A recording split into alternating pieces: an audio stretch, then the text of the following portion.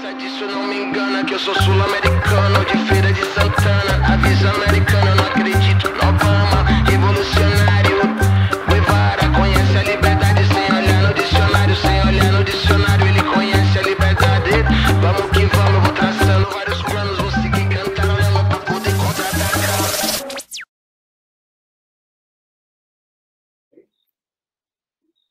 Eu tentei meio que reformular um rascunho bem pequeno aqui do que a Leta tá falando e tentar correlacionar com o que, de alguma forma, eu senti e queria ver também com a Leta, que conviveu e viveu e conheceu muito também de lá, que pela essa questão da moradia, das cooperativas, que eu também participei de um projeto que foi desenvolvido numa cooperativa em Esmeraldas, no Tesouro Escondido, Tesouro Escondido, e qual é a noção, até mesmo para contextualizar, né, esse contexto das grandes cooperativas, do Equador, da moradia, que mais ou menos o rascunho saiu assim, qual é a correlação desses movimentos, que a Leta está dizendo, com a realidade cultural social do Equador, saindo de um território da América Latina que convive com contraditórias realidades, na rua, em qualquer esquina, desde o físico, que seria até mesmo um contexto que a gente discutia muito sobre a questão da moradia,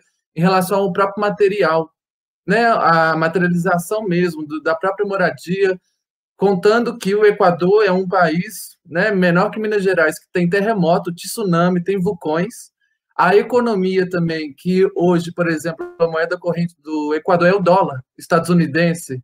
Se você pega uma moeda e vê Lincoln, sabe? É uma realidade contraditória, muito. E o trabalho informal, dinamizado e recorrente às dinâmicas cotidianas. No Equador, o trabalho informal está em qualquer esquina. A vendedora de chá em Quito, sabe, que vende chá e ela te benze no meio da rua, por exemplo. Isso é muito dinâmico dentro da realidade equatoriana, né? E da grande, isso para mim é bem principal, que é algo que para mim, na minha opinião, reformula, mas eu queria ver com a Leta se compartilha da grande presença dos povos originários indígenas, né, nos centros urbanos. Tanto que há a cultura das mingas, que é uma palavra que é nosso mutirão, só que eles têm uma palavra, por exemplo, que é em Quechua, que é o Aspichai, que é quando você termina a minga, as pessoas vão celebrar essa construção. E até mesmo a presença, né, da palavra mesmo, Quechua, eles misturam, assim como nós.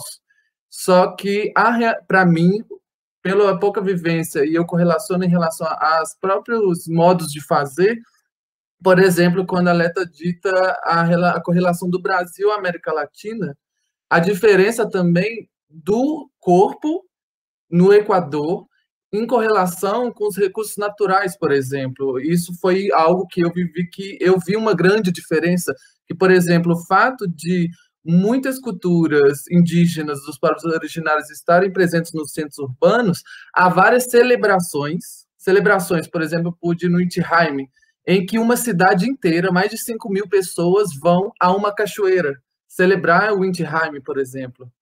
E a correlação desse centro urbano a essa preservação, que seja das quebradas, das nascentes, dos rios, dentro dessa dinâmica equatoriana, que eu acharia, não sei, interessante também. Não sei se ficou claro, mas é um pouco de estudo. De fato, né, o que o Matheus está apontando é uma coisa que realmente chama muita atenção. E tem a ver, inclusive, com isso que o Hugo tinha perguntado do início, né, o Paro Nacional. O Paro Nacional foi orquestrado e conduzido pelos povos originários, que estão presentes no dia a dia da cidade. E não estão presentes como coisa folclórica, até tempo, né? No centro histórico. Eu morei naquela região do centro histórico, Matheus também, porque o escritório a oficina do Alborg é bem ali na área central.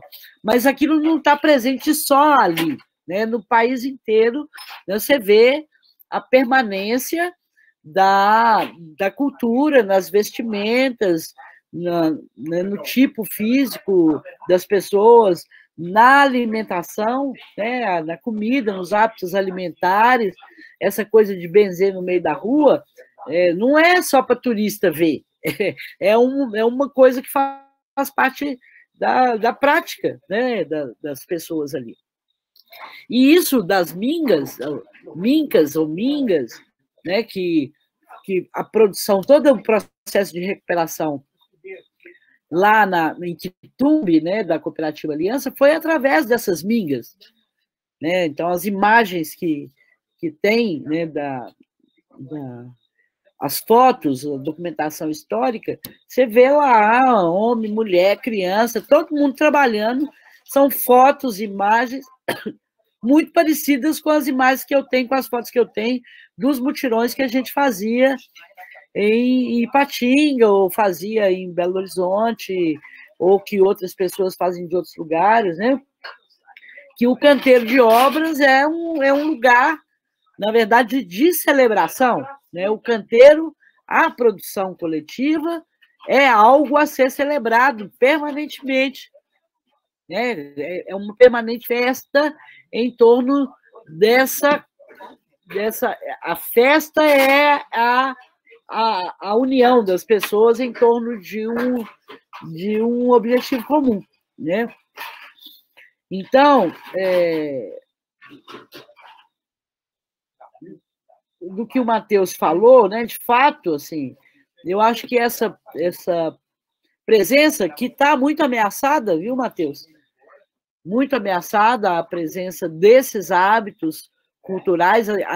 Isso não foi totalmente avassalado, a gente não vê em Quito uma rede de supermercado que tenha engolido todas as outras, tá? Você vê pequenas redes de supermercado, Tia, isso, aquilo, mas são lojas pequenas que convivem lado a lado com o comércio que ainda é familiar, que é uma portazinha, né? Assim, as drogarias, não tem uma Araújo que engoliu todo mundo, né? Tem pequenas redes de farmácia que convivem, ou seja, é um modelo de capitalismo que não chegou num nível de monopólio quase absoluto como a gente já convive no Brasil, né? E convive com esse fornecedor pequeno que as pessoas, culturalmente, têm identidade. Então, eu sempre fazia compra com a vizinha. Então, a minha amiga Tefita, que me buscou no aeroporto no dia que eu cheguei, ela falou, você tem que escolher logo a sua vecina. A sua vecina. Quem vai ser a sua fornecedora de verdura, de fruta, né? Cria logo essa relação de vizinhança e a gente sempre compra do lado de casa, só na última hipótese, quando não encontra ali naqueles vários comércios, é que você vai lá na rede de supermercado maiorzinha, né? Digamos assim.